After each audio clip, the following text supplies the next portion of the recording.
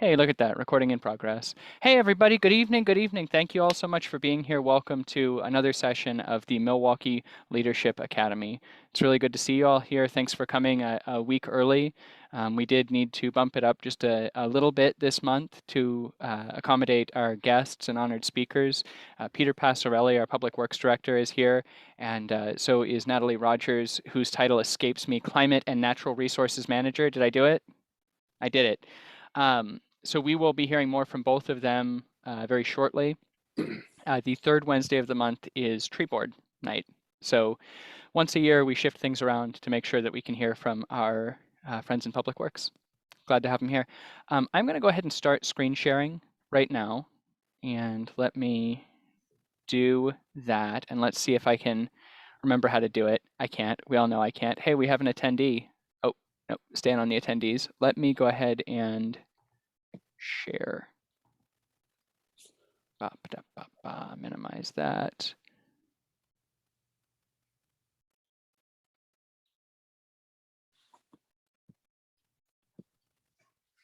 There we are.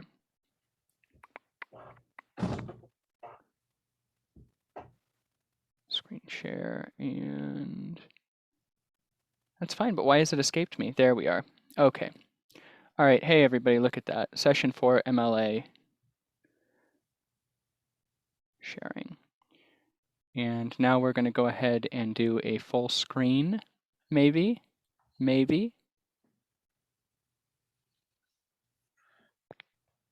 did it go? Slideshow. Hey, all right, are we looking at little screen, big screen? You're good. Good. Big screen. Great. All right. So again, Milwaukie Leadership Academy session 4, Public Works and Climate Action. It says Climate Action Plan. I think we're actually just talking climate action more broadly. Tonight's schedule, we're going to do some housekeeping, followed by a presentation from Public Works. Our break around 7 o'clock, followed by climate action and final thoughts. Agreements, as always, we will show respect and empathy for each other and guests. We will seek to be actively involved in the class. We will allow the facilitators to be responsible for keeping the class on time and on track. And my favorite, number 4, we will seek to make Milwaukie a flourishing city that is entirely equitable, delightfully livable, and completely sustainable. Other housekeeping, city offices will be closed this coming Monday, January 17th, for in observance of Martin Luther King Jr. Day.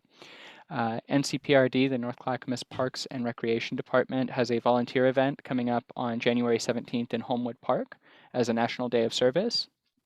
The comprehensive plan implementation hearings in front of City Council begin on next Tuesday, the 18th.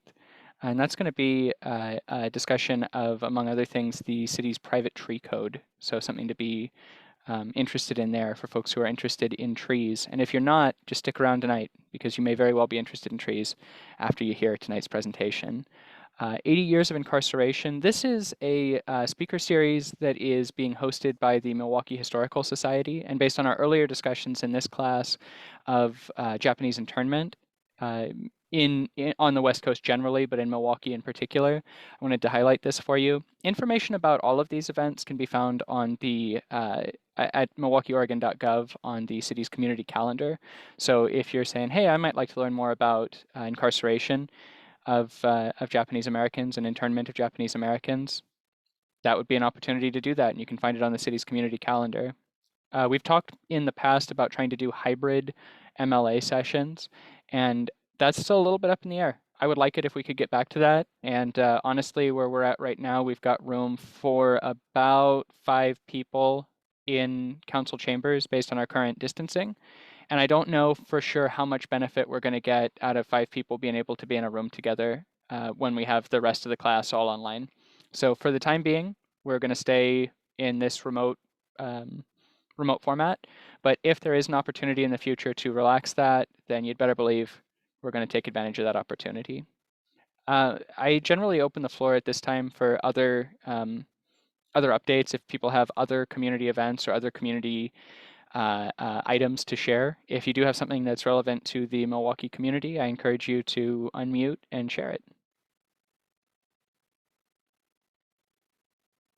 Cool.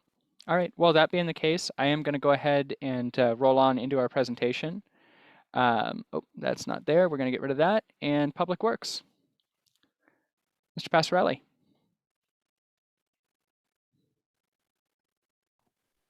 Thanks, Dan.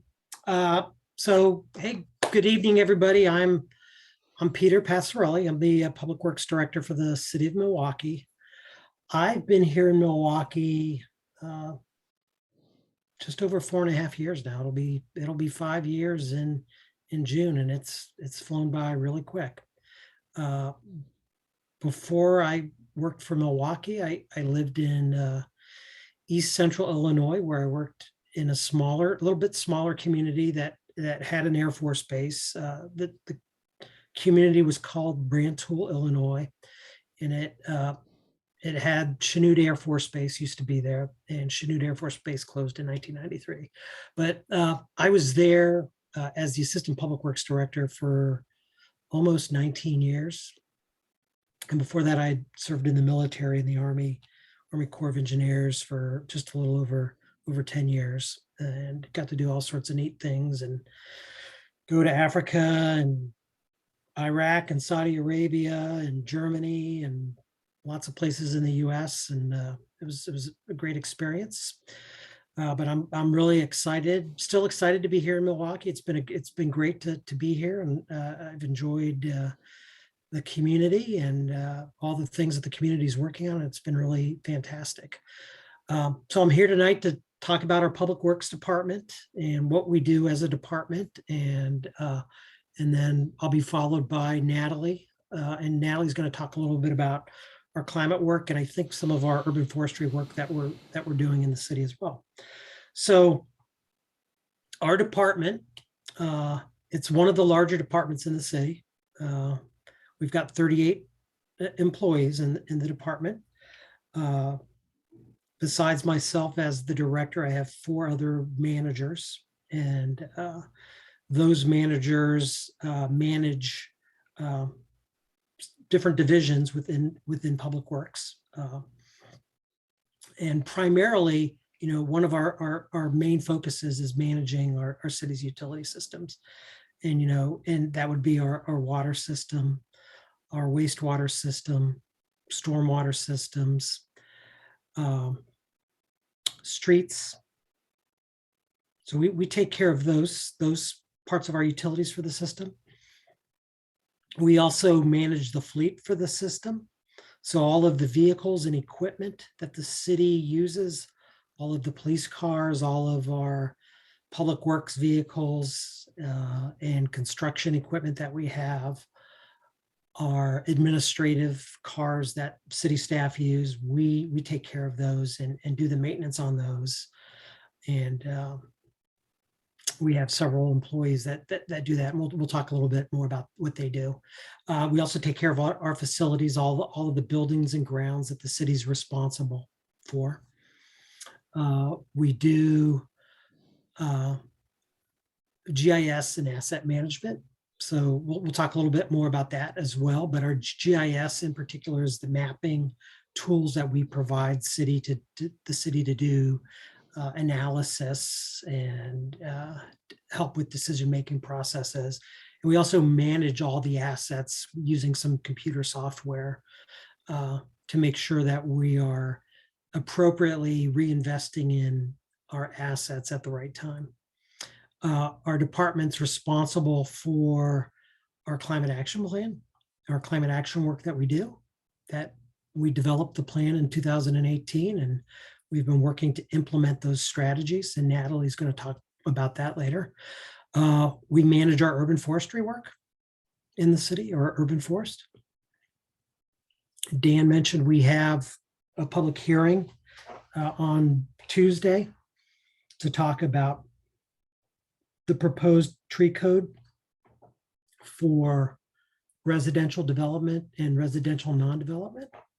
So we've been working on a project there for really almost the last, it seems almost like 2 years we've been working on tree code and comprehensive plan implementation. So we're working that tree code update along with our affordable housing code that we're updating, and parking updates.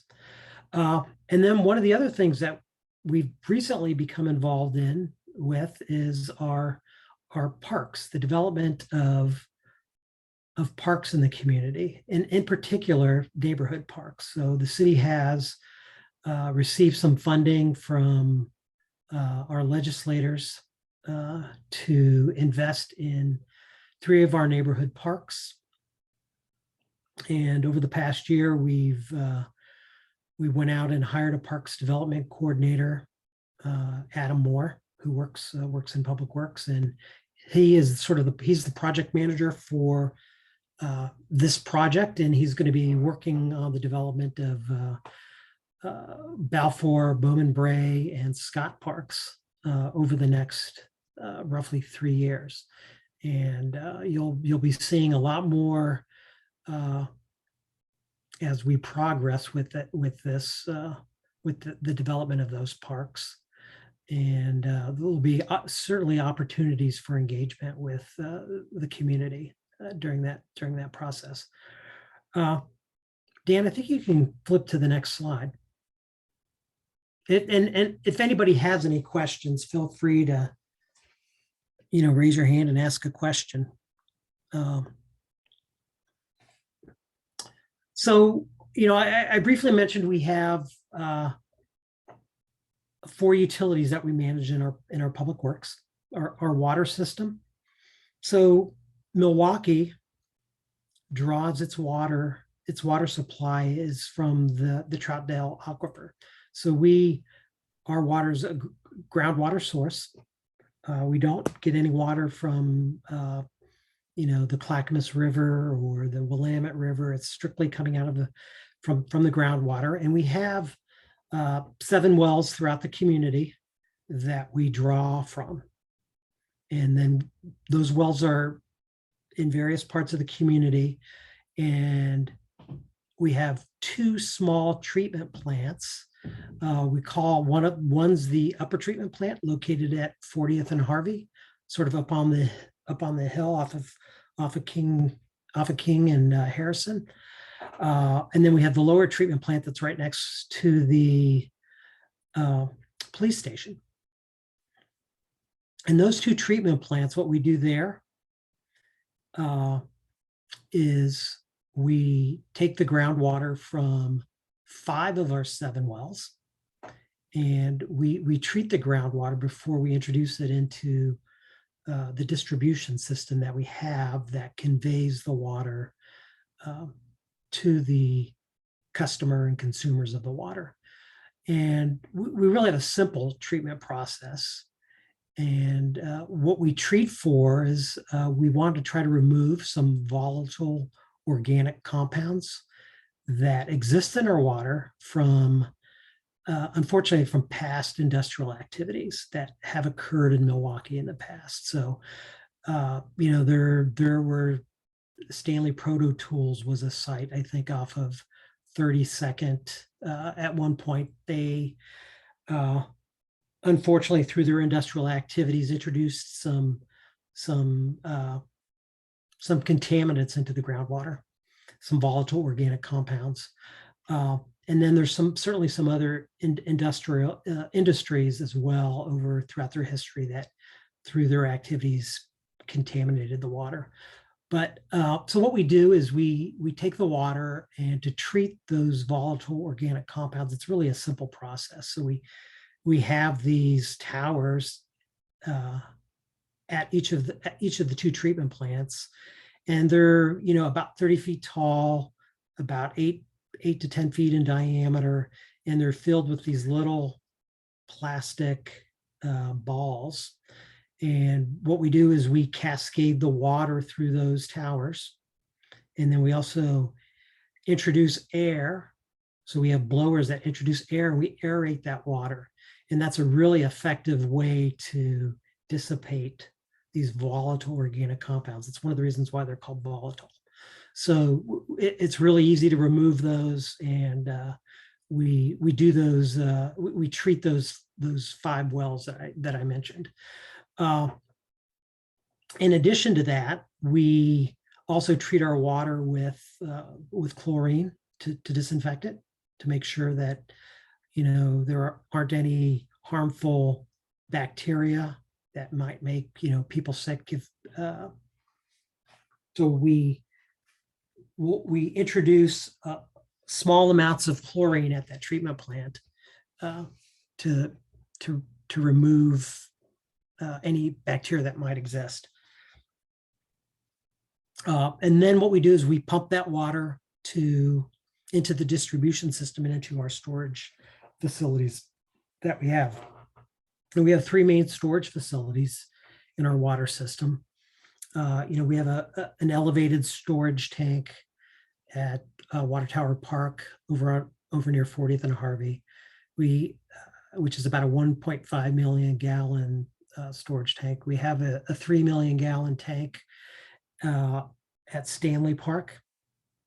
And we also have a 1 million gallon tank at our upper treatment plant, an old concrete reservoir tank that holds 1 million gallons. So we use that to make sure that we have enough water to fight fires and to meet peak demands during the hot days of the year. I did want to just mention one of the other things about some of those past industrial activities. We do still keep our eye on what's going on with the groundwater. We have some monitoring wells that are around those different sites that we keep track of and monitor the data along with DEQ to see if there's any changes in the groundwater that would be problematic. And we've been fortunate that we don't see those. We haven't seen any of those different types of changes. We do keep tabs on some of the other things that are occurring as well. We do a sample our water at certain customers every other year for lead and copper to see if we have any issues with lead and copper. And one of the things I would tell you that we're fortunate to some extent because we have groundwater. Our water tends to be harder. It's more of a hard water than a soft water. And one of the benefits of it being a hard water is it tends to deposit a scale, and it's beneficial. That scale is beneficial because it reduces the probability of harmful lead or copper leaching out of pipes. And our water is not corrosive either. So because it's a harder water, it's in groundwater, it tends to have a higher pH, which makes it more alkaline and not corrosive. So we've got about 7,500, roughly about 7,500 customers, residential and commercial customers in the city. Any questions on water? Hey, Peter, are there any challenges with surface water? Well, certainly one of the big challenges with surface water is there are lots of opportunities to introduce all sorts of contaminants into the water, just from runoff and airborne deposition of contaminants and, all sorts of things. And, surface water tends to have a much more complex treatment process that it has to go through to get it to the point that it's meets water quality standards in many places, not everywhere, but in lots of places, the treatment process for surface water is much more complex. So Peter, I'd toss in about water quality here that having replaced some galvanized pipes in my house, in a 65-year-old house, I expected those to be fully tuberculized by that point. They were not at all. They were actually still good galvanized pipes. That's pretty unusual. Yeah. So, there's a couple things there. So, that galvanized pipe, you might have had good sort of, what's the word I want to say? You probably had some protection from that slight scale that had been deposited on it over time, and that sort of prevented it from corroding. And it may have been, you may have had it may have been grounded properly and might not have had dissimilar metals connected to it. That also makes it quicker to corrode. It looks like Sarah has a question.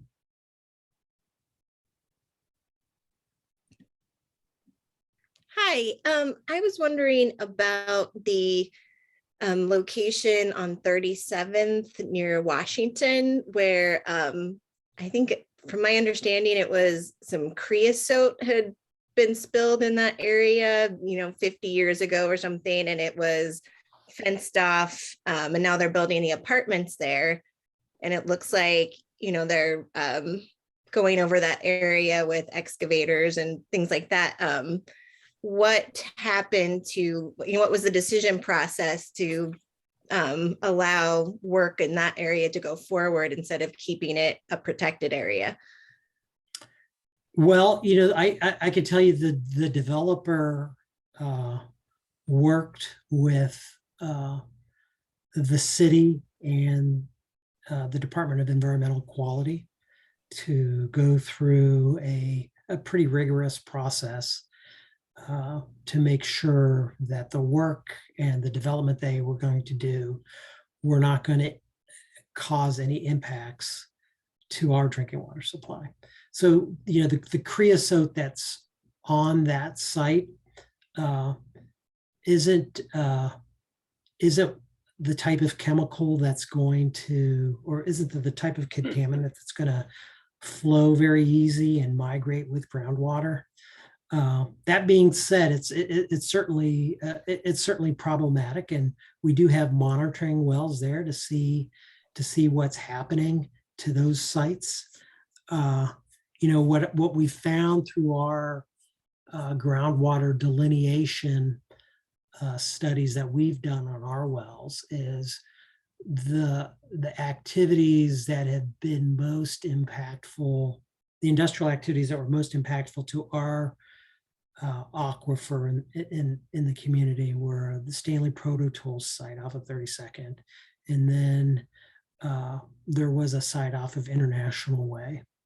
So those two sites have been the most impactful, and to some extent there are some impacts with from the activities that happened on that site as well, but we monitor those, and we don't see we're not seeing those problems there. But we did go through a really rigorous process with DEQ and the developer to make sure that the work that they were going to do wasn't going to impact our drinking water. Right. Yeah, I think it just looked so dramatic for so long with the fencing and warning signs all around it. I mean, I live on Franklin, and we moved here about 4 years ago, and that was one of the first things I was like, what is this site? What was there? And I think it was some teenagers in the 50s broke in and spilled creosote, from what I could understand of what happened. But yeah, it was just, all fenced off, and then now it's being developed. So it's like, wow, okay, some changes happened. Yeah, absolutely. And I know it's a big change from what's there. And sites like that are certainly complex to redevelop, and the developer has certain requirements that they have to meet to develop the site. They certainly are not building any residential units on top of where that fenced in area is going to be. Peter, Morgan has a question.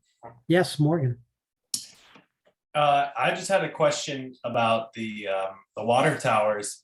You mentioned that they're sort of just reservoirs for water. Do they serve any other function? I always seem to think they were part of the water pressure system. So I was just curious.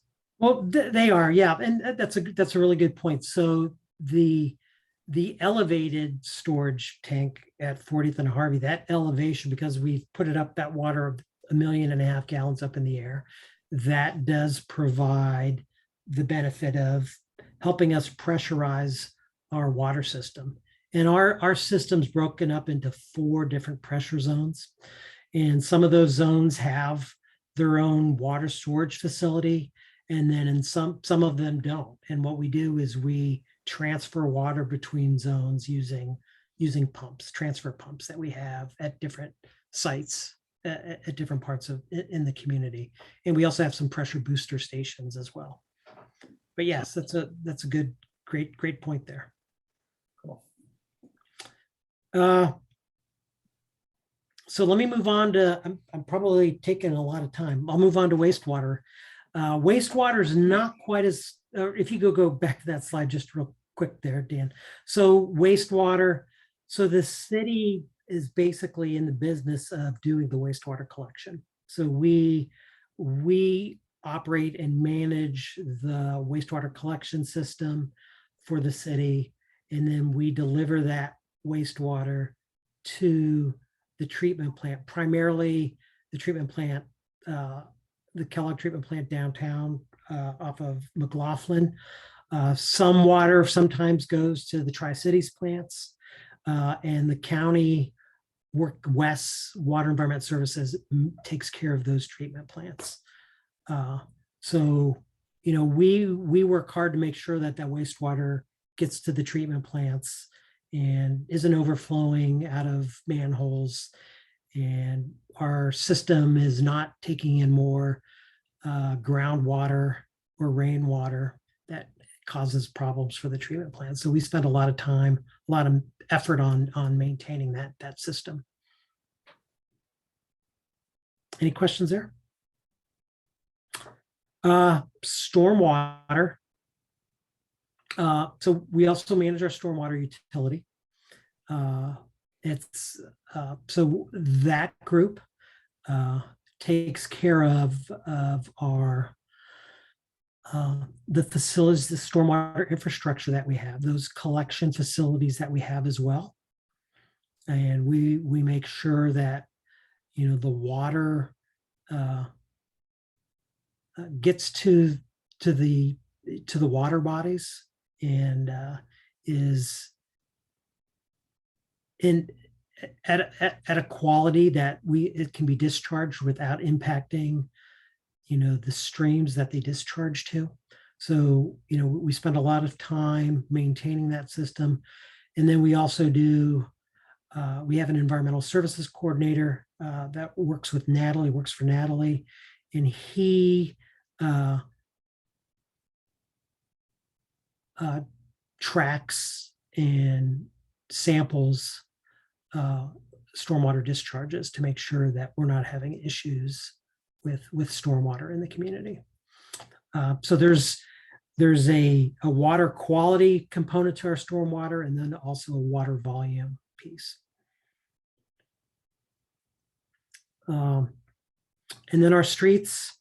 So our streets, you know, we generally do the maintenance on the streets. Our engineering department develops the street projects for improvements, and then the public works staff takes care of the sort of the general maintenance. So we're the team that has to go out and patch potholes and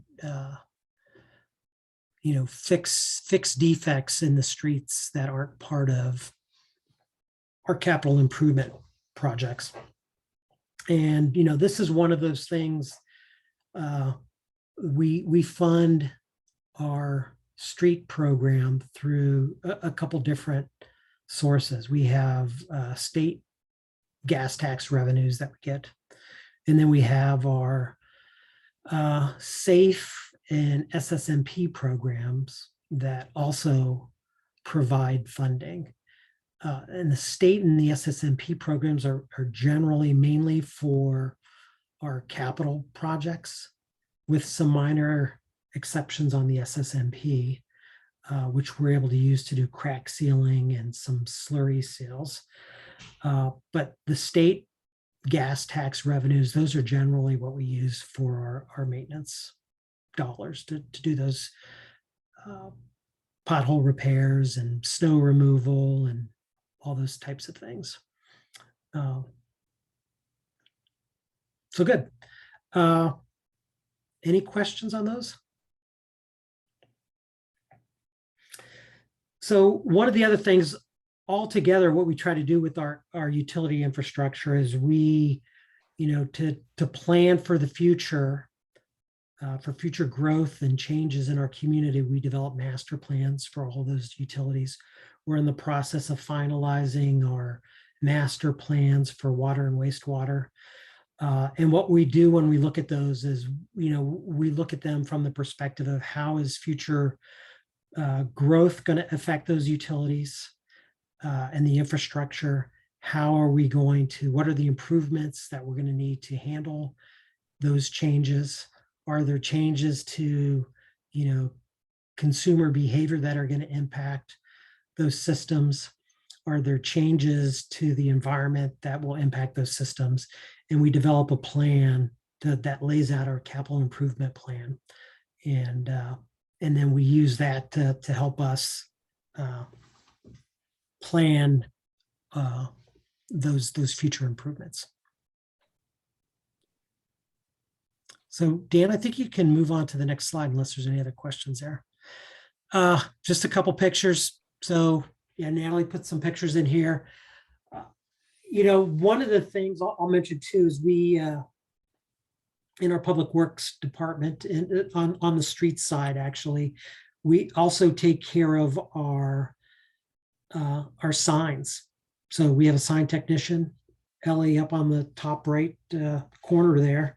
And she's been with the city for, she's probably between 15 to 20 years. And she's fantastic. And she's really meticulous about making sure that the signs that we have meet the latest code requirements to make sure that they're visible to the public and everybody can see them when they're driving by. And she does a really fantastic job. And she does that pretty much on her own with maybe some help during the summer with the seasonal employee. So there's always a lot more to do, and we try to, stretch everybody to get the things done. And everybody does a really good job. We've got a great team. Why don't we go on to the next slide, Dan? Peter, I have a question for you. So you have separate crews for each of the different utilities, which I understand how that works. But in an emergency situation, can you pull the people off one crew, say off the sewer crew to help the water crew or help with the street crew or something like that? Yeah, absolutely. And that happened the week between Christmas and New Year. So, we did have some winter weather. Yep. Several days of winter weather, and we don't always have everybody available when that weather's happening, especially during the holidays and people are off. So we certainly have had to backfill our street division during those times with employees from those other utilities when they're responding in the after hours to plow and put down de-icer on our streets to make sure that our streets are navigable. So yeah, great. We do that frequently. Great question. What's that big truck that they're standing in front of? The big vacuum cleaner. Yeah, so yeah, I mean, that's really sort of what it is. It's a big sort of vacuum truck that we use to clean sewer manholes, the sewer system with, to go through and make sure if there's debris building up in our sanitary sewers that we can clean that out and to make sure that things aren't blocked and backing up. And we also have one for our stormwater system that we use to clean our stormwater system with. I think I saw a question pop up there too. What was that? It's on chat. It's well, I can read it, but Okay. Curious about whether you use social media to alert and communicate with residents proactively. Twitter, TikTok, Instagram, Facebook, others. Milwaukie Chit Chat. Well, we do. The city's city managers group maintains sort of that communications and engagement with, I think primarily they use Facebook and Instagram. And, when we anticipate that we're going to have issues, if we anticipate, hey, it looks like we're going to get a lot of heavy rain and we might see some minor flooding in the community, we'll send out messages to let people know where they can pick up sandbags from our public works department. That's one really good example. And there's lots of other examples that we do that. So we do communicate with that and use those engagement tools. We use them. We also use our pilot and our websites, our city's website, to do the same, to put that information on there.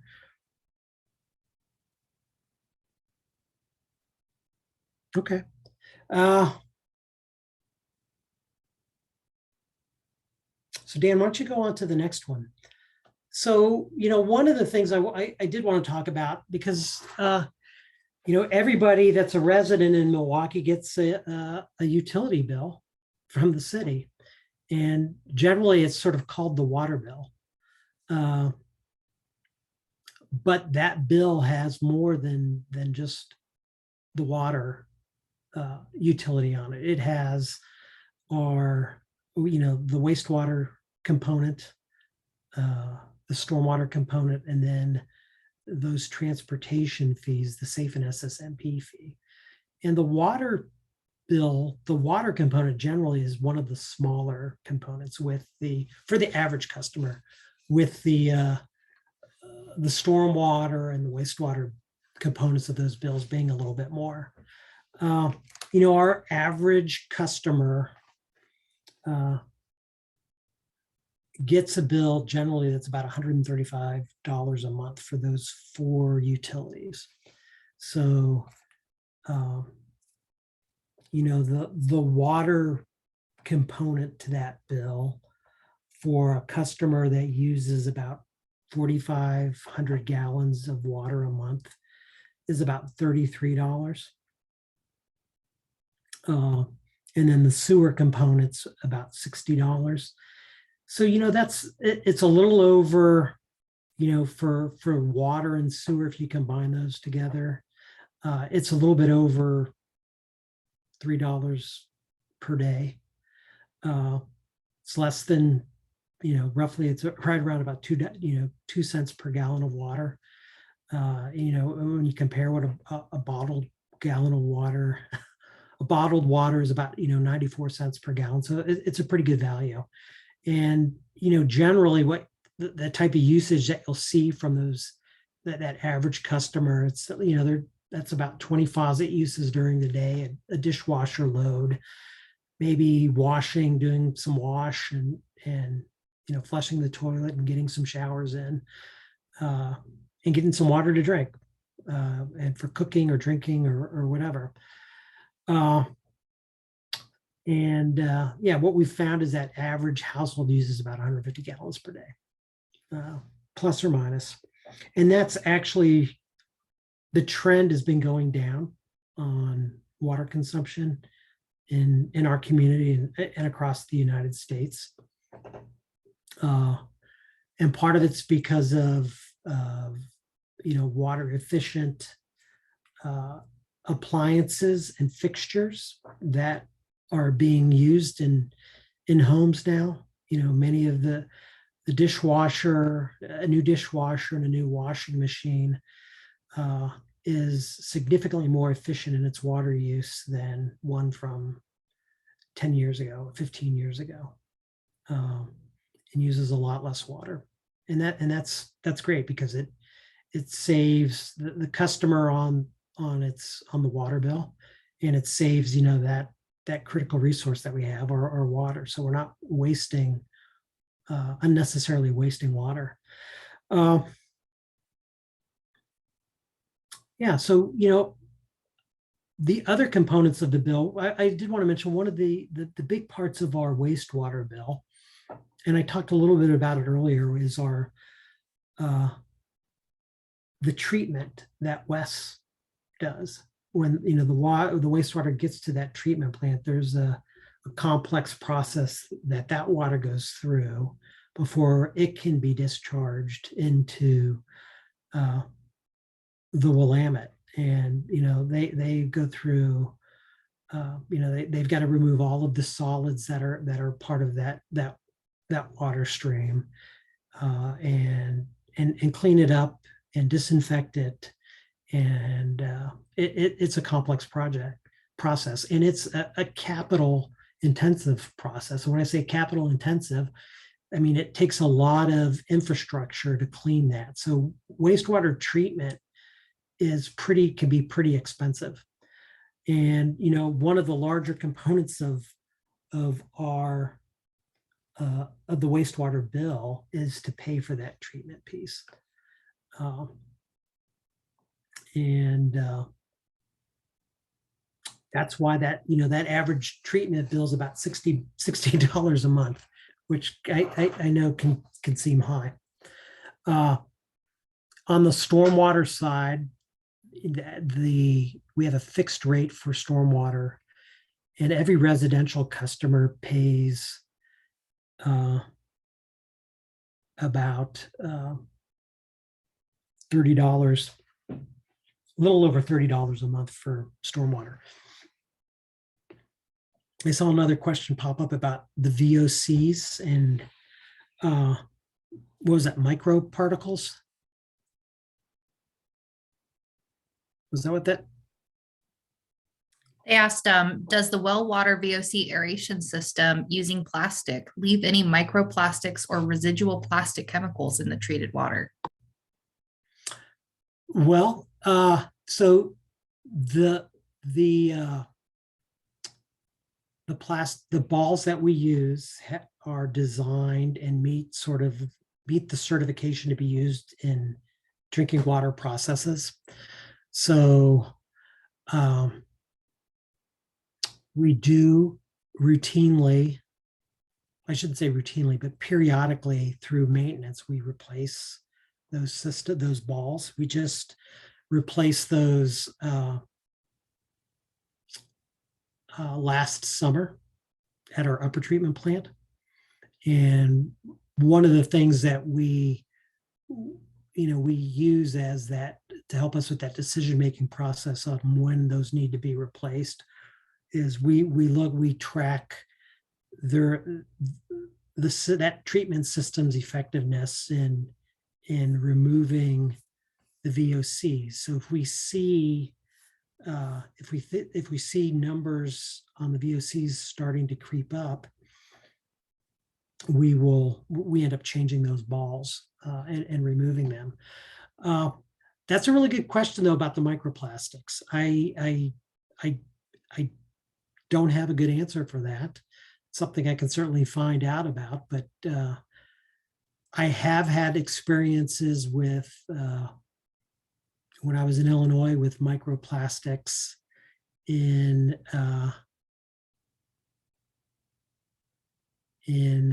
Illinois, and we really saw the impacts at our wastewater treatment plant in the filter media. When we were filtering the water, it would bind up and cause problems there. I don't know what type of, I don't know off the top of my head what type of plastic we use with those balls. There probably is some, there's probably is some degradation to those balls from friction. But that's a really good question. There was one other question on that. I think I didn't know what type. It says, are the plastic balls recycled? What type of plastic is used? Do the balls degrade by friction? In other words, while removing VOC, do we end up with plastics in our water?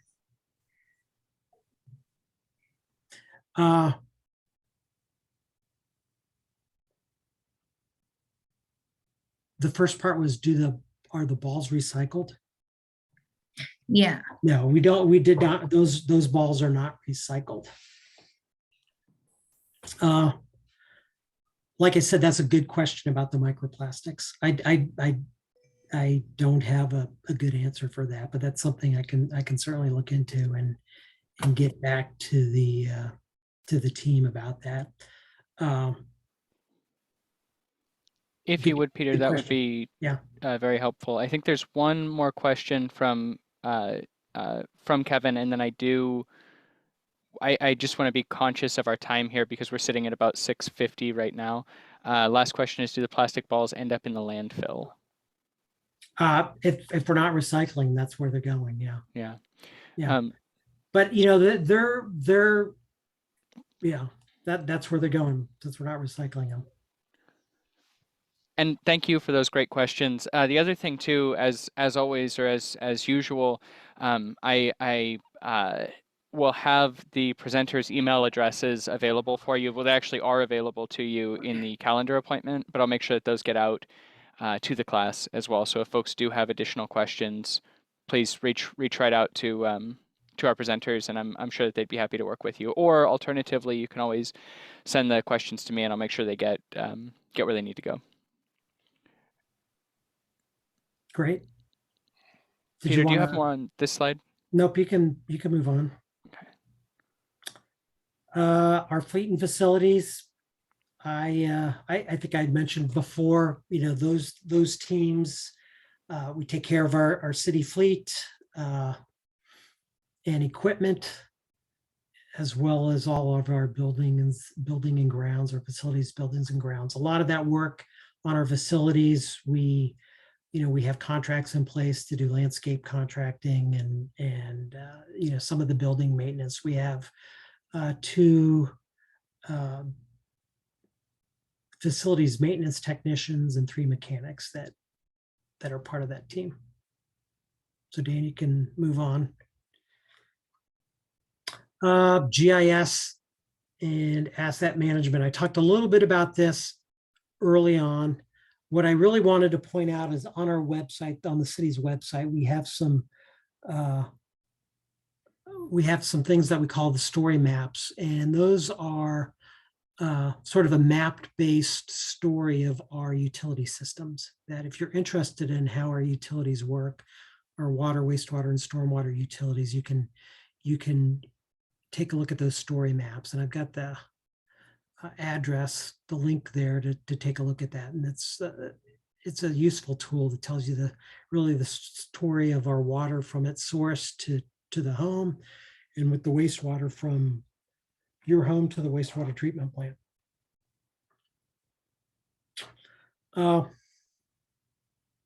Any other questions?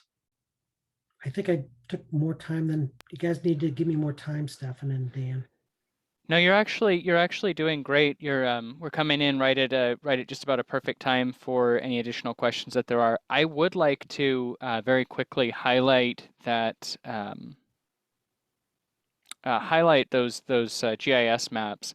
I mean, those are really interesting stuff. And one of the first things that I was given when I came to work for the city was as I was pointed towards those maps, and I was told, you know, hey, watch these, get a good understanding of these different parts of how the city functions. So I think what I'm going to do, actually, let me make myself a note about that, is I'm going to send those around to the class when I send out the YouTube posting for this as well. Really interesting stuff. I highly encourage you to take a look.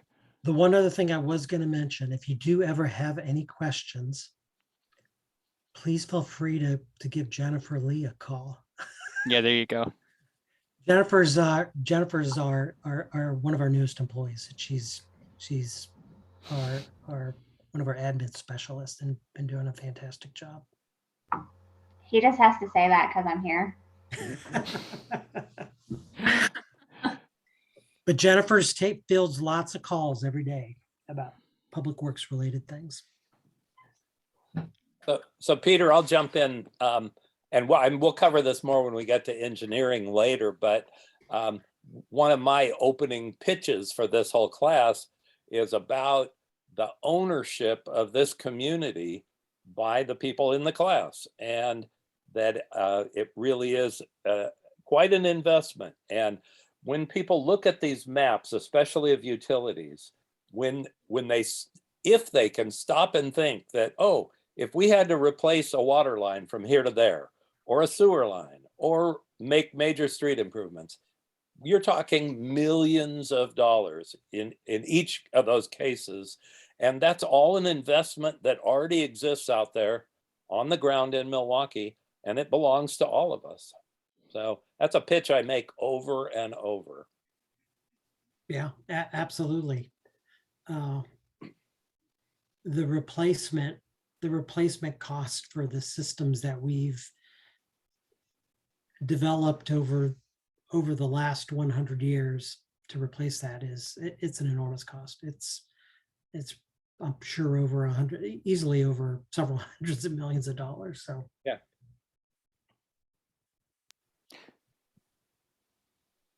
Indeed. So we do have a few minutes for questions if folks do have any additional. And Kevin, now I'm sorry that I rushed you through. I just wanted to make sure that we got through the presentation and didn't get crunched. Does anybody have questions either to ask directly or to put into the chat?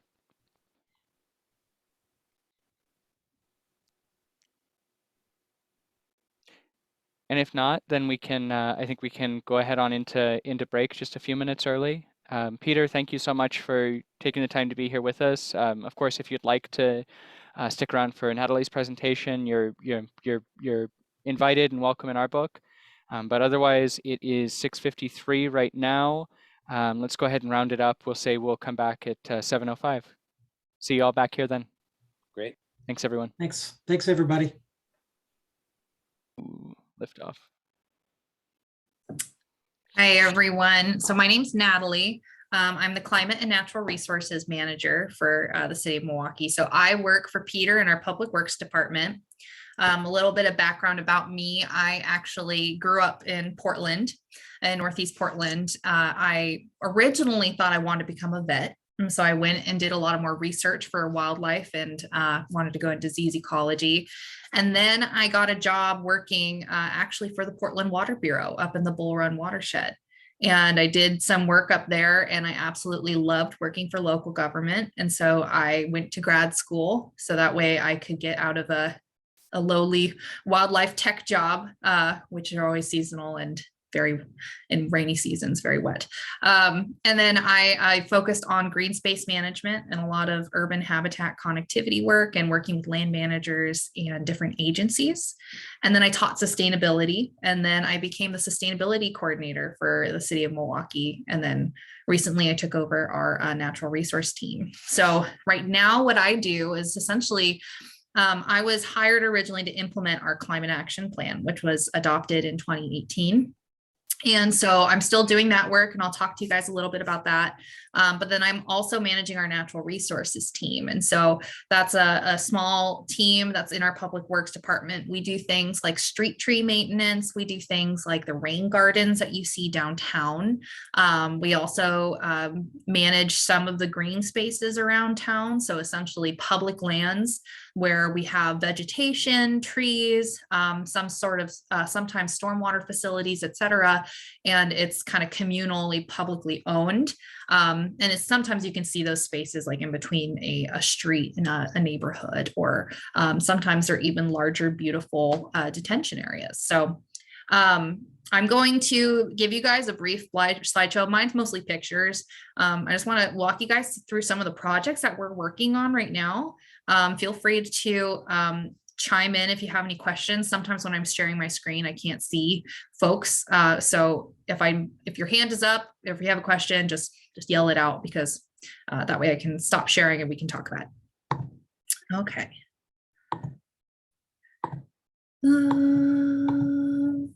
All right. So can everyone see that? Cool. Awesome. So I actually took this picture at the climate march back in 2019, back when people, you can see, aren't wearing masks and standing closer than 6 feet, which does oddly cause some panic now when you see that. But But yeah, so, climate action has been something that has been gaining momentum in our region. Portland actually is one of the first cities to have a climate action plan. So it's not an unusual guiding document, but recently in the last, I would say 5 years, communities around our region have been adopting these climate action plans because it's essentially a guiding pathway for us to make better policies and decisions and projects and programs to help us both, reduce our own contributions to climate change, but then also, just make a better, livable and sustainable community. And there's a lot of other benefits that I'll chat with you guys about. But first I wanted to cover, and I always do this, just cover a little bit about what is climate change, why are we caring about it? I'm sure that a lot of you have maybe seen this, but I have some fancy animations, so that makes it better.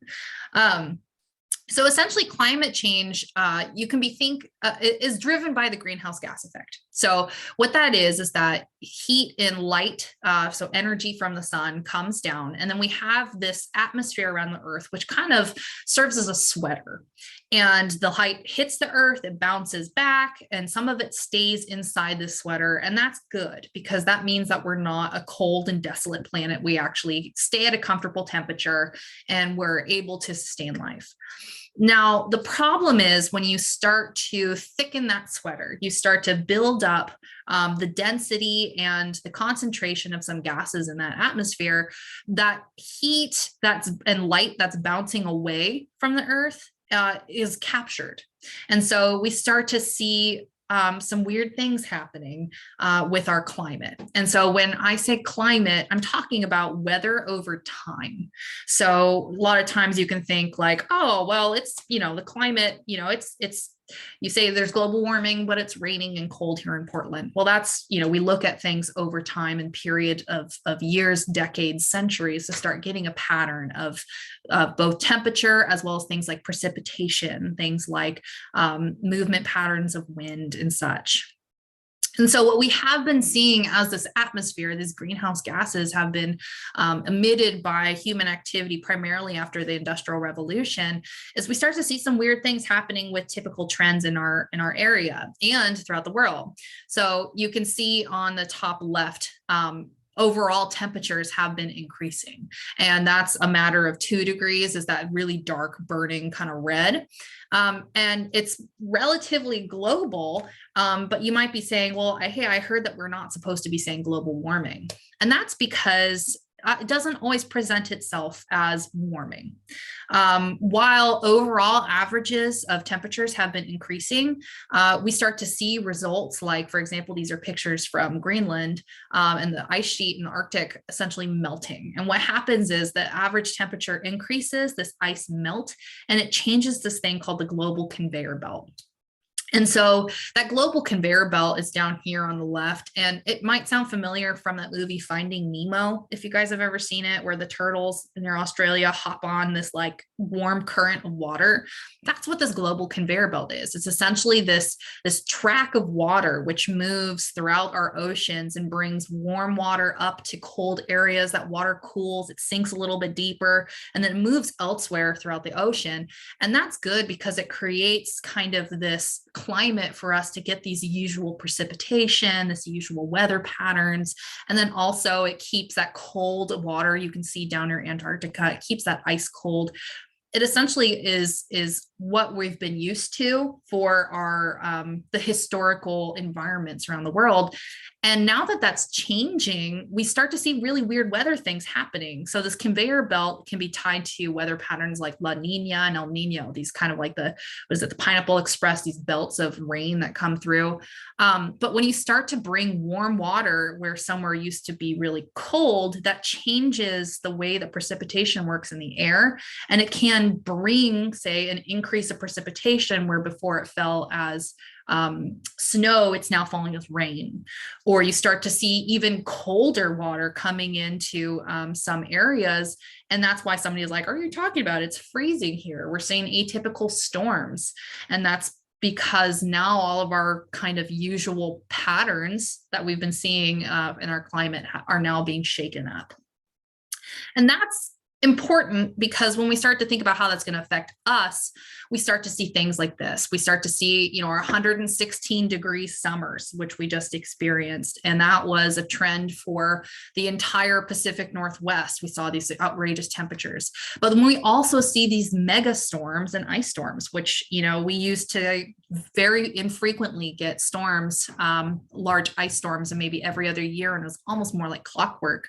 And now in the middle of February, we can have a significant ice storm, and it causes millions in damage, both infrastructure damage for our own cities, but then also, personal damage like cars. We see droughts. So this, you can see this dam right here where our water levels are actually going down.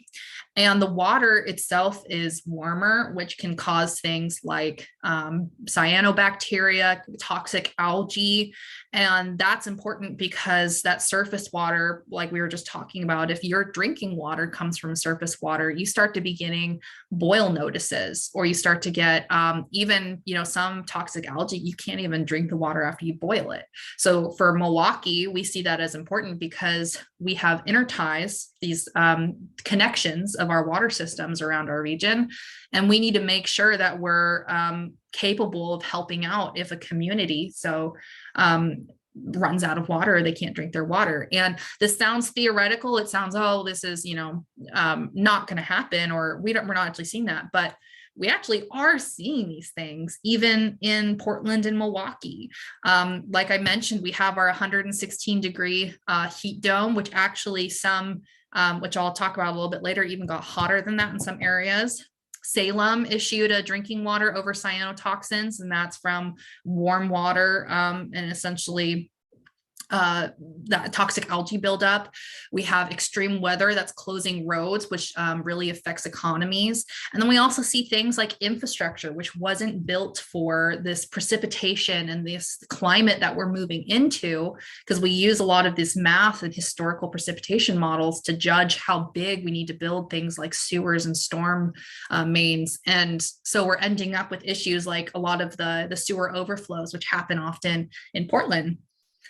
And so because of this, and I was going to mention, so even more so, this is a picture from essentially that 116 degree day in Portland. And Milwaukie, of course, is just right below it. And Milwaukie, they didn't collect any data there, but we are very similar in some of our layout. And you can see that in some of these areas, we actually exceeded that 116 degrees. And in some of those areas, it's oftentimes a lot of pavement, it's a lot of dark surfaces, and the heat persisted into the nighttime. And that's something called the urban heat island effect. So the urban heat island effect is when you start to have these impermeable surfaces, this concrete stuff like that holds in that heat and also really projects more heat than you would find, say, on like a grassy lawn. So in Northeast Portland, we actually saw some of the pavement, and this is done, by the way, by Dr. Vivek Chandis from Portland State University. They actually saw that some of the pavement in Northeast, or down here, actually, it was in Southeast Portland, close to Milwaukie, was up to 180 degrees on the surface. And so, and if you look at this picture right here, this is actually that intersection, which was the hottest in Portland. That doesn't look too far from some intersections in our own community and even around us. So that's why when we're looking at things like climate, it's not only kind of this future protection over, greenhouse gas production and such, but we also try to make sure that our community is livable now. And looking at that picture, I just want to pull this up, and there's a lot of good things about this picture that I'm going to be pointing out, but also take a look at how much concrete there is. Take a look at how much just dark surfaces, and whether or not you would want to walk down those streets on a 116 degree day. And so that's where a lot of the work is happening for what we're doing. And like I said, there is a lot of great things I'll be pointing out, but just you can almost feel the heat. Luckily, we have a lot of things to help us prevent against that already. And that's a lot of trees and green spaces and forward-thinking individuals to really kind of start thinking about the climate and what we can do now and in the future. So in 2018, the city went partnered with the community members as well as local businesses, utilities, and other stakeholders to do our climate action plan. And so a climate action plan is kind of actions to help mitigate, meaning prevent greenhouse gases from being created, adapt, meaning how to adapt to a changing climate, how are we going to live tomorrow, and then also sequester, meaning how are we going to capture carbon. And so through feedback from Climate Action Planning Committee, stakeholders, and a climate summit in the community, we created the Climate Action Plan. And so the Climate Action Plan is 53 city-led actions to mitigate, adapt, and sequester carbon in the community. But it's also tied to a lot of just kind of broader sustainability and livability goals that we have in our own community, like public health and preparedness, natural resources, materials and solid waste, land use and transportation, vehicles and fuels, and building energy. We also did a greenhouse gas inventory with the Climate Action Plan. And the key takeaways from that are just that we emit the most amount of emissions in our building sector. So building energy, we're a relatively small community. That's where the majority of our kind of greenhouse gas emissions come from, followed by vehicles and fuels. So think about transportation and such. And that's, pretty typical for our region. For a small community, it can be really challenging to measure stuff like transportation because oftentimes, you're pretty fortunate, calling out you, Jen, living and working within Milwaukie, but a lot of us have to commute one way or another just because they're only about 6 square miles. So following the Climate Action Plan, we also adopted in 2019 our Urban Forest Management Plan. This is kind of following up on a goal that we had in our climate action plan around natural resources, which is to achieve 40% canopy cover. And I'll talk a little bit more about 40% canopy cover and kind of why that matters. But we needed a guide to help us achieve that. So we created the 2019 Urban Forest Management Plan. And then all of this, plus some other goals around housing, around equity, were captured within the comprehensive plan, which is that long-term policy document. That's essentially guiding principles for the city as we as staff do our work and as the community takes on new initiatives. So that's good. It means that we're baking in these sustainability goals in quite a few different documents. And the community, which we're involved in all of these, called out climate and natural resources as something that really mattered. So I'm going to stop there before I go into some of the specific projects and stuff, but does anyone have any questions? I talk really fast. That's a tendency from working with city council and just having a lot to say. So feel free to wave me down if you need me to talk slower. Cool. Okay. So community co-benefit. So this is something that I like to point out because it's a term that I love. So a community co-benefit is essentially when you have an action, so say a community garden, and the positive effect and action aimed at one objective may have has positive effects for other objectives. So, a community garden is fantastic. It essentially introduces greenery in the landscape. It sequesters carbon. It, provides kind of that green space in the city. Coincidentally, it also gives people a community gathering space. It gives people sometimes an economic advantage or opportunity, a way to reduce their own household costs, as well as reduce maybe the transportation emissions to drive to the grocery store to get produce. That's kind of like those community co-benefits. It's essentially saying like, hey, there's many benefits for this one action. You see on the left or the right here, kind of these spaces, which kind of just look like landscaping, a lot of times are also stormwater catch basins. So this is a stormwater facility, and that's important because that means that we can be reducing some of the costs for processing that stormwater and making sure also that we're getting limiting pollutants into our water while also getting a beautiful landscaping in front of our buildings. So I'm going to be running through these. These are mostly just pictures and projects. So wave me down if you have any questions. And of course, my things aren't working. There we go. So these are other good co-benefit ones that are happening in Milwaukee all the time. So one I like to point out is you see these solar panels actually next to the Milwaukie food cart station and the Orange Line. So this is a great example of co-benefits where we have solar panels which help generate electricity in a renewable and carbon-free fashion. But then also, if you think back to that 116-degree day, it's providing shade. You know, it's providing opportunity for people to get out of the sun. Same with here on the right, tree planting. So especially next to transportation corridors, it's not only beautiful, it offers aesthetics. Trees are valuable when it comes to habitat and providing connectivity for wildlife, pollinators, et cetera. But then also it reduces noise, it reduces vehicle emissions that are hitting adjacent buildings, and it provides screening for other aesthetic benefits. So trees, I think, are, and Peter often says this, it's the cheapest, essentially best way for us to combat climate change. And it's because they offer up so many benefits. And that's why a lot of our work is focused on trees here in Milwaukee. So speaking more of trees, we are doing a lot of really cool things when it comes to trees in Milwaukee. So our urban forest management plan is tied to this 40% canopy goal. So what that means is we're hoping by 2040 to reach 40% canopy cover on average community-wide. So people ask kind of like, well, you know, how do you measure canopy?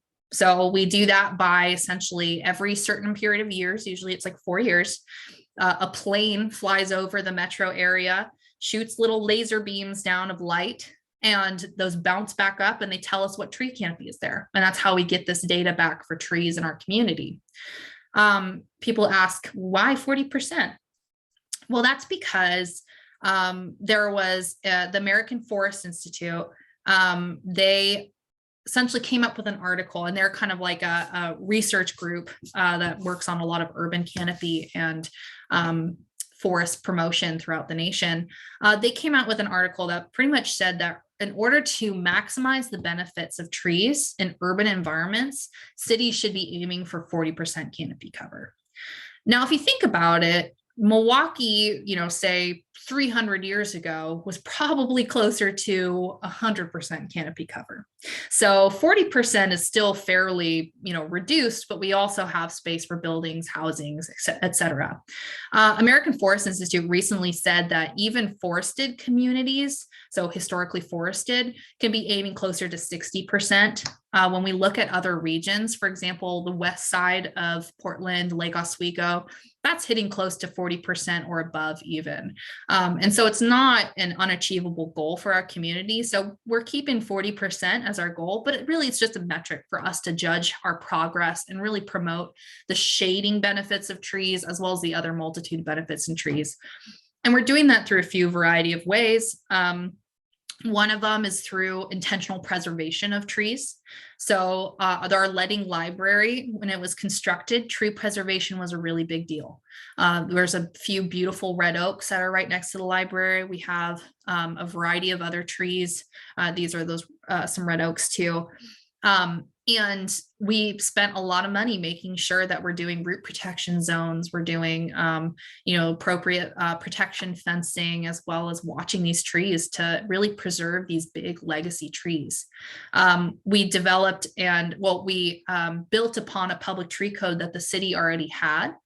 And we made it more robust to make sure that tree preservation, particularly public trees, is something that is emphasized in the community for both construction projects of the city's nature, but then also when other folks are doing street improvements.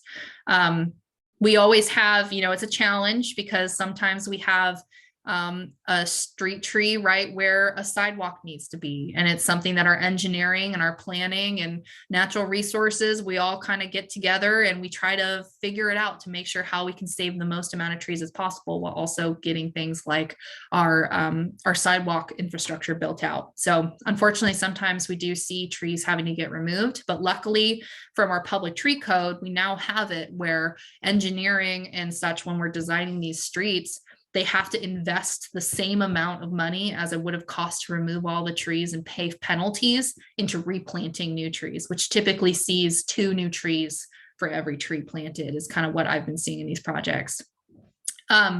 We're also making sure that we're including trees as green infrastructure in all of our designs. And that's important because, you know, trees are really the only infrastructure that appreciates with time, right? We're talking about like these lead pipes and pipes in general. And really a lot of what Public Works is doing is going around and maintaining, making sure that the infrastructure we already put in isn't degrading and watching it and making sure we're replacing it at that point. Trees, I mean, we always have to go give them a haircut once in a while, but they actually grow bigger and more beautiful. And in 100 years, they're worth more money than they were when they were planted. And that's pretty amazing. So right now we're working on private tree code. And so that's kind of, you heard Dan mentioning it. It's going to council for a public hearing on January 18th. So I encourage everyone to listen in, submit testimony if you want. Private tree code was something that came from our climate action plan, our urban forest management plan, but then also the comp plan called to private tree code. And that's because when we have this 40% canopy goal, 80% of our community's trees are on private property. So that's a big chunk of our existing tree canopy, which is about 26 to 27%. So we have about 13 to 14% to get there. And we're not going to get there if we are removing trees faster than we can plant them. And so the way, yeah. Oh, I'm sorry. I thought Morgan jumped in. Were you trying to get her attention, Morgan? No. Okay. Sorry. And so anyway, so private tree code, you know, we're making sure as we're drafting it, we're being conscientious, making sure that, you know, it's not, if you have a tree that's busting a pipe, if you have a tree that's going to fall on your house, that's not preventing you from removing hazard trees and such.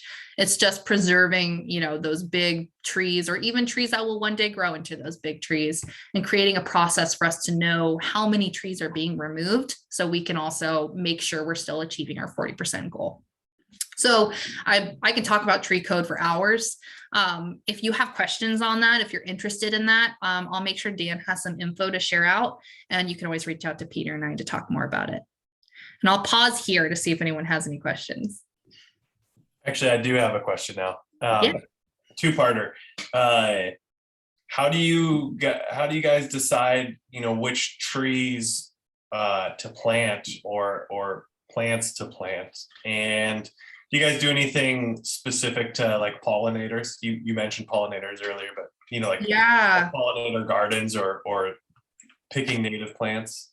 Yeah, those are great questions. So which type of trees to plant or what plants to plant? So that's actually a more complicated question than a lot of people think, because one thing we have to be really conscientious of, especially as we're thinking about climate change, is planting a tree that will do well now and planting a tree that will do well in the Milwaukee summer heat in 20 years, as well as a tree that will, you know, not just be a total pest next to, say, a road and put out a bunch of like sticky peaches over someone's car. So we're really intentional when we choose a species to plant. We have a list of like approved street trees, for example, that gets vetted by our tree board, which is a community board, as well as our urban forester. So we have an urban forester on staff, which is pretty amazing for a small community. And she's great.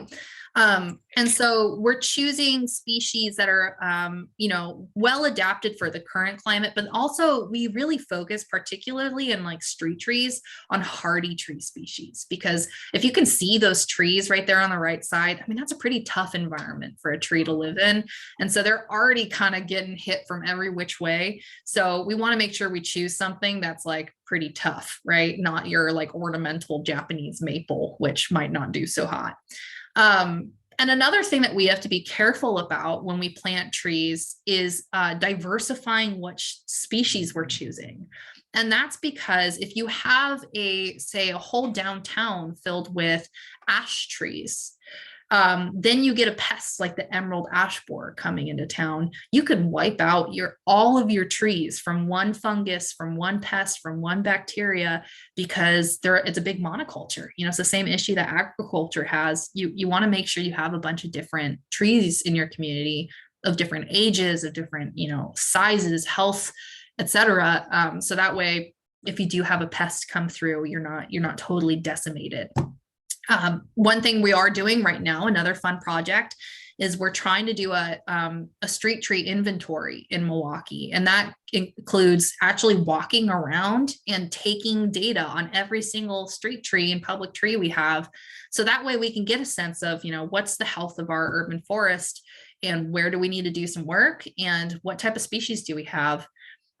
City of Portland, for example, they even adjust their street tree list. They do these kind of like tree inventories and they adjust the species based on the percentages of species that they have. So for example, I don't think you're allowed to plant a maple as a street tree right now in Portland because they know that about 30% of their forest is maples. So heaven forbid if something comes and hits the maples, they just lost a huge chunk of their urban forest. So it's always good to collect data. So we're doing an inventory, but also it's nice to have boots on the ground to get a look at what trees we have growing in the community. And then pollinators, that was the other one. So that's something that I'm actually particularly passionate about. One thing that we've started looking at is kind of understory plantings, as well as kind of thinking about those co-benefits with things like our rain gardens. Can we be planting plants that are both drought tolerant as well as pollinator friendly? There's a few initiatives that we've been exploring as a city, but definitely when we're just selecting and designing things like parks, designing things like public green spaces, we try to choose plants that can serve as both pollinator habitat, but then also are kind of those drought tolerant, those less fussy plant species. So that way we don't end up with having to go and irrigate them a bunch. For example, we've talked about planting lavender downtown because that's a great pollinator species, but then also it's just hardy as hell. So it's, you don't have to go and baby it.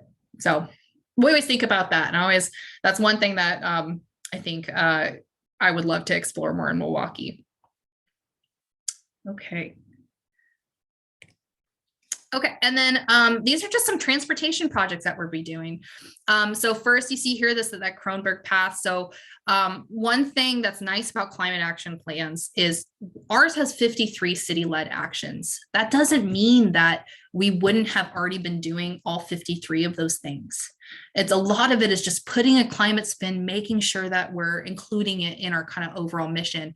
And so alternative transportation is something that Milwaukie has had as a passion, has had projects for the last quite a few years. And that's also something that's great for climate action. Walkability, reducing our reliance on fossil fuels through both, personal use of cars, but then also just, being able to walk to a local grocery store or walk to a local coffee shop, both builds, thinking about community co-benefits, both reduces your emissions from transportation, but then also just increases that livability and that community connection. So it's something, and resiliency, community resiliency that we really like to see.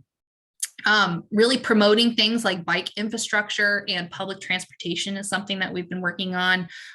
We have had talks with like PGE, for example, about what can we do to electrify buses. That's something that we're hopefully going to be exploring. But then also public charging infrastructure. You can see, I always like to sneak a picture of Peter in my presentations, but we built with PGE, we partnered to build public charging infrastructure in downtown Milwaukie. And that's because, electric vehicles, we've been transitioning our own fleet, our light duty fleet at the city over to electric vehicles because we see both cost savings, maintenance savings, but then also it's better for just staff overall to reduce the amount of kind of like fumes from vehicles. But then, we see, thinking about co-benefits, public charging infrastructure is great for local businesses because it essentially brings people there for 15 minutes plus, which is a great chance to grab a cup of coffee at your local coffee shop.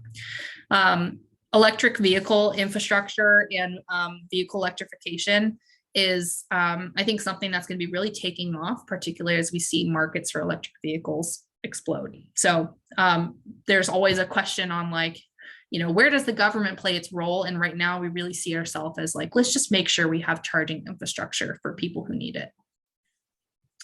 I'm seeing some things. Oh, I did see a question. Sorry, I didn't catch this. As we see more and more fires in the region, do you also factor in fire resilience? So, that's a really good question, and one that we've been thinking about more recently. We've had the luxury in the Willamette Valley of being relatively fire resilient and not experiencing wildfires as often as other communities in Oregon. I think one thing that we've learned over the last few years is we have to shake up that comfort level. We have been seeing wildfires more often, and definitely things like fire breaks, looking at fire resiliency in our parks, making sure our infrastructure is, as much as possible, we can underground our utility lines. That's really important when it comes to thinking about fire resiliency for natural spaces. We're also, right now, another project, which I'll be talking about a little bit later, is challenging how we use the state building code. And so offering up abilities for communities to make more robust building code requirements for fire resiliency and energy efficiency. And then tree of heaven, that's funny. So invasive species, so tree of heaven, if some folks are not familiar, it's a very invasive tree species. And we do have it in Milwaukie. It's one of two trees that are on the Oregon State Noxious Weed List. There's also English hawthorn. And it's really challenging to deal with because they are invasive species by nature, are invasive. They are scrappy. They do really well in urban environments where other plants have a hard time growing. They say, hey, that's great. That's a beautiful crack in the pavement. I'd love to grow there. Tree of heaven also, emit essentially chemicals to make it so other plants can't grow around them. They're also spread very fast. Something that we've been looking at doing is definitely making sure, tree removal permits for invasive species are easy to get and the city can offer and help out with resources, but just getting the word out. And I know sometimes it's hard to remove a tree in your yard, but for some invasive species, it can really, really cause property damage. And then let me see, I'm trying to resilience, arable. So do aerial canopy estimates and unintentionally include invasive blackberry or clematis? That's a good question too. So blackberry and clematis are both kind of viney creeping invasive species. You see them a lot. I've actually seen clematis really explode in the last few years. Blackberry is also very common. The nice part about it is for aerial canopy estimates, when we use LiDAR, it takes into account height of the vegetation. So typically they start looking at trees around like 12 feet or so, and we can kind of get a breakdown of the height. Sometimes for green space, invasive species are definitely included into, hey, look, there's green vegetation here. And that's why it's really important when you are using map data to also verify it on the ground to make sure it's telling you the same message. And that can be really hard in an urban environment because maybe, as we've all seen on an empty lot, something like blackberry can take over very fast, which means that our landscape is changing so fast that sometimes that data can't keep up.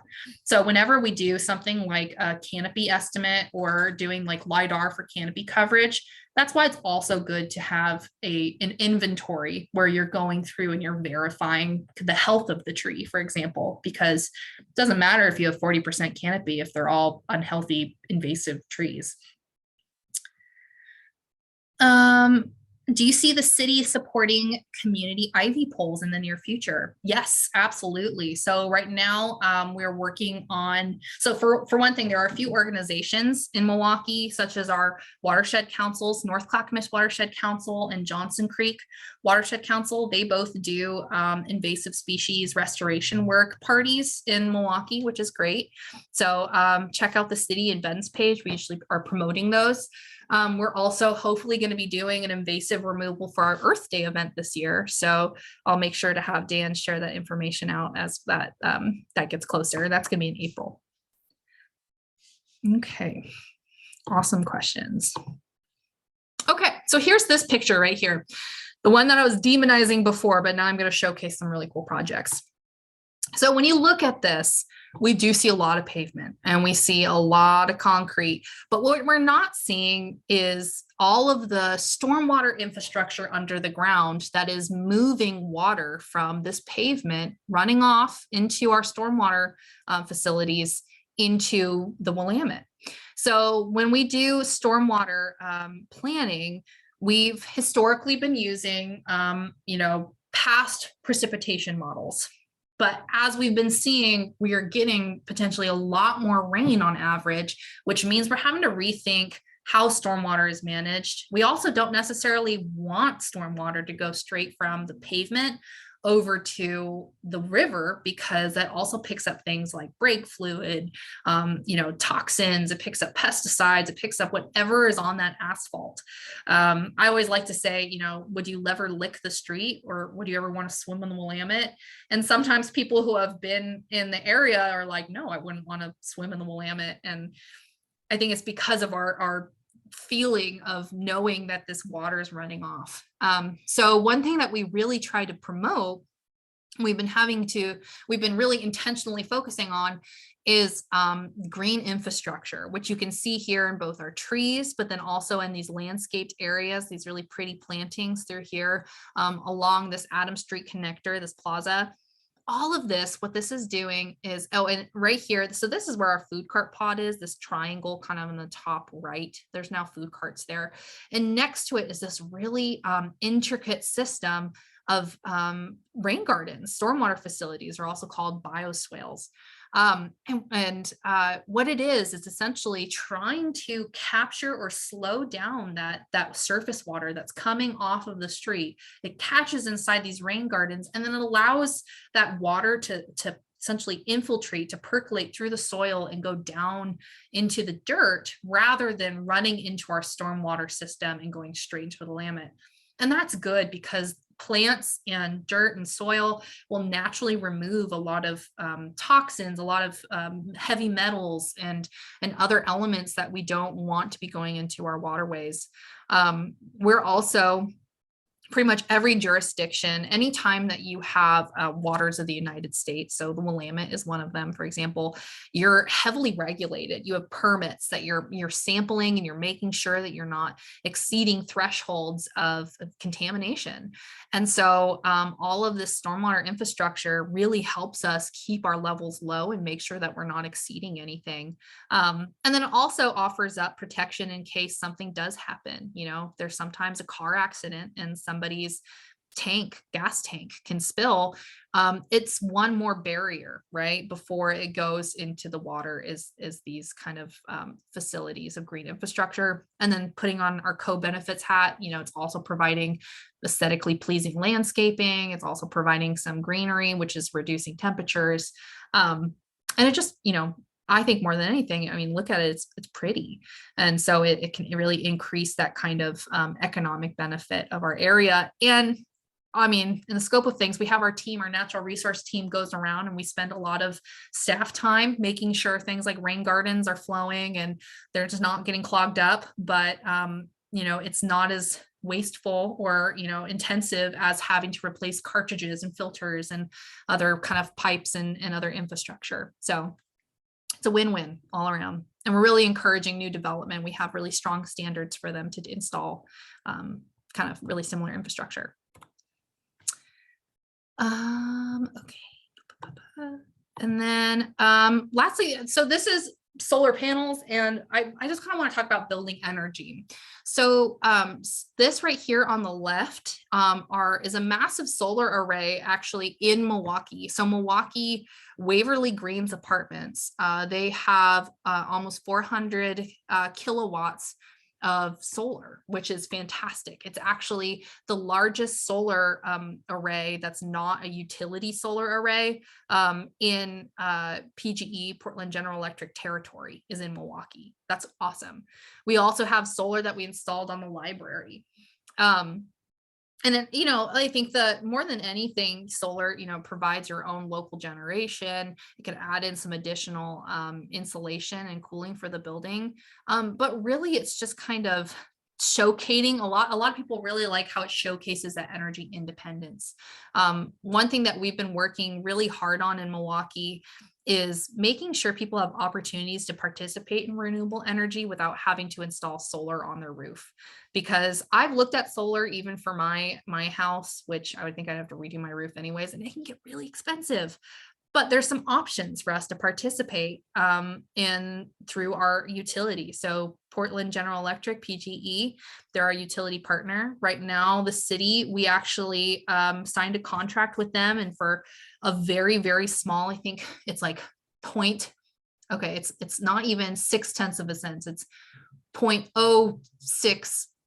Oh gosh, Peter might have to figure out this one, but it's essentially less than a third of the cost that we were paying for renewable energy. We're now going to be getting solar built in Oregon to provide energy for city operations. It's 76 hundredths of a cent.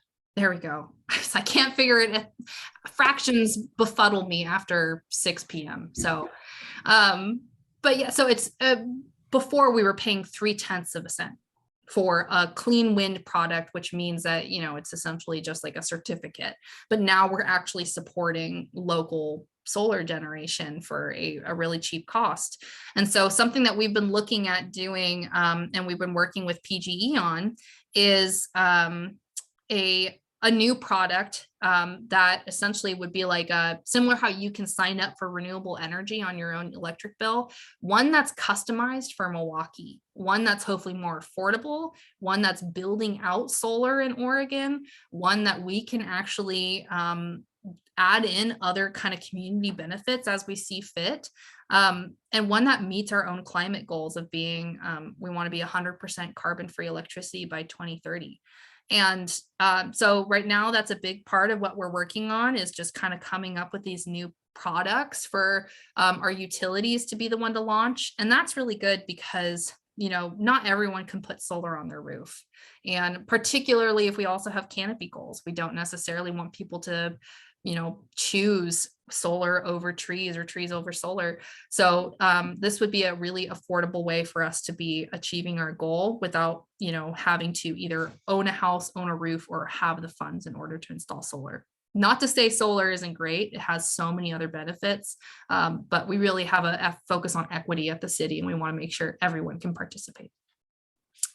Another fun thing that we're doing around building energy, and I mentioned it prior, around building codes. So wildfires, as well as building energy efficiency, as well as other design elements of buildings, are all wrapped up in building code, which is essentially the requirements when you're building a new building to meet. Other states in the nation, the state sets, so say like Washington state, Washington sets the building code, and then cities are allowed to require above and beyond that. And that's good because it both offers up home rule, right? Saying you as a city have control over, what's going on in your city. But then also it means that they can kind of cater and match it better to their goals. So for example, in Oregon, we can't require a building be built more energy efficient than the state building code. We can't require a building or a house to be built more fire resistant than the state building code. And that's an issue that they're seeing, especially in areas like Talent, where they're rebuilding a lot of buildings and they want to make sure that they're fire resistant. But the city can't require that those buildings are more fire resistant. So one project that we're working on right now is trying to offer us up the flexibility as a city to adopt a more energy efficient building code. And so we're going to be working with the legislature this year, hopefully, to pass that. And that will be good because it's for new construction. So new buildings that are being built have to be more energy efficient, which is good for tenants in the long run because, the developers aren't the ones who are paying your electric bill 3 years down the road. You're the one who's paying your electric bill. Hey, Natalie. Mm-hmm. I'm sorry, the time got a little bit away from me. We're looking at about 3 more minutes, and so I just wanted to check it out. I'm done. Bam. But yeah, so we're working on a lot of fun projects in the city, but and I can talk at lengths about all of them. But if anyone has any questions about them, you guys are welcome to. Oh, and I see here too, Kevin put down, the No Ivy Day. Yes, that's happening in Spring Park. I think they're also doing a Spring Park project it's coming up. No, it's not. It's Homewood Park. There's going to be a Homewood Park restoration project happening soon too. They are, and then there's also an additional, NCPRD is also doing an additional work day on Elk Rock Island in Spring Park on February 5th. February 5th, that's right. Oh, perfect. So. Yeah, so there's a lot of stuff happening in Milwaukee. We're kind of all over the place, but like I said, all of it offers up community benefit. So it's kind of, you know, it's a win-win on a lot of these projects. Awesome. Well, Natalie, thank you very much. Really appreciate you. I see Sarah in the chat is saying thank you. It's such an interesting presentation. Before we wrap it all the way up, does anybody have, I guess we've got time for really like one parting question for Natalie. I would ask how the community as a whole responds to what you're trying to improve. Yeah, you know, that's a really good question. And kind of how does the community respond to some of this work? And, you know, that's kind of why I emphasize these co-benefits, because some people, they don't necessarily want to, you know, give up their car for greenhouse gas sake. You know, they're not thinking about the emissions coming from their vehicle, but what they are thinking about is how nice would it be to walk down the sidewalk to the grocery store, or how nice would it be for my mom to age in place, you know, so she doesn't have to drive to the library. She can just walk there. So I think it's all about really, I think the Milwaukie community really resonates with livability. They resonate with just having a beautiful green Pacific Northwest community. And so there's always a way for us to find connection on what we're doing for those. Overall, the Milwaukie community is really supportive over the climate work. We did a community survey back in 2019, and I think something like 60% or up 55 to 60% of community members supported or were interested in the climate action work. And for our urban forest work, it was something like 78% strongly supported our urban forestry work, which is pretty good numbers for community surveys.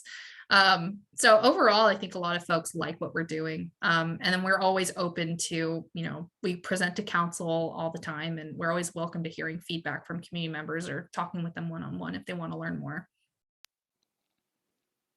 One of the really important parts about community engagement and about making sure to actually listen to the voices of the community and hear what it is that people are interested in and what they have to say. And I will say, Public Works broadly does a really good job of outreach on most issues, and I would say that the climate action plan is really a good example of that. I mean, just such a robust public communications process around that, and so really hats off to, I mean, Natalie, I recognize that the climate action plan specifically was you know was what led to you coming to the city, but I mean, the work that Natural Resources does, really just hats off to all of you. I mean, it's really fantastic. Thanks, we appreciate it. Yeah, I'll add to that, Dan. As somebody who used to work in that field, I continue to be so impressed by this city's climate action plan, and I challenge people to compare it to similar works in similar sized cities. Yeah, Milwaukee is actually used, our climate action plan is used as a model for other communities. So Bend used our climate action plan to base theirs off of. Now cities all around Clackamas County, Lake Oswego is looking at their own climate action work. Oregon City, I have a meeting with Tigard next week. Essentially, we're a model for how small communities can get stuff done. That's an aha moment for me. Yeah. Do we have other aha moments?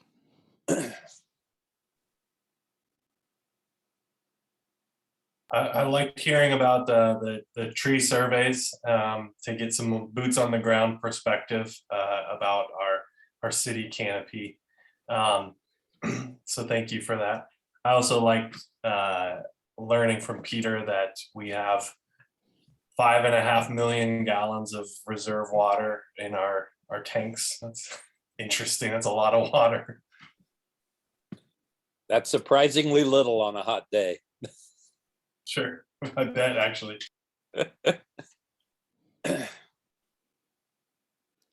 Anybody else? One or two more?